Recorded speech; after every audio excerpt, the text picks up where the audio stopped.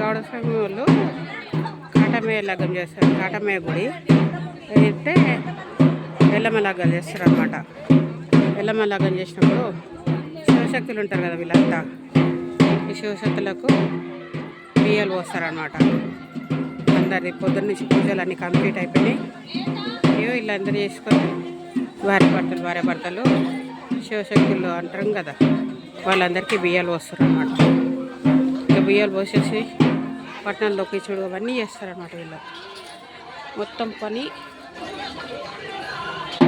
గంగతెప్ప అనమాట. పట్టణం గంగతెప్ప పడిచారనమాట. ఈ గంగతెప్పనే కదరా, గంగతెప్పనే కదా, గంగతెప్పనే కదా, గంగతెప్ప అని అంటారు ఇక్కడ. మని నిన్న మొత్తం జరిగింది ఇవన్నీ అయినాక మొత్తం మళ్ళీ పొద్దున్న నుంచి నిన్న నుంచి మొత్తం కంప్లీట్ వర్క్ చేసుకుంటూ కొట్రాయి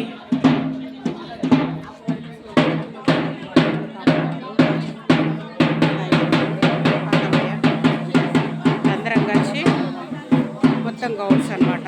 వీళ్ళందరూ కలిసి మొత్తం కలిసి చేసేస్తాం. పెద్ద పండుగ మాకు ఇది.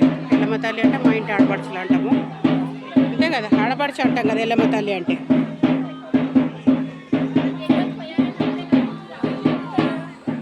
ఇవన్నీ బియ్యాలు పోసేసి వాళ్ళందరినీ ఆశీర్వాదాలు తీసుకుంటారు అన్నమాట. ప్రతి 5 years ఒకసారి చేస్తారు. 5 years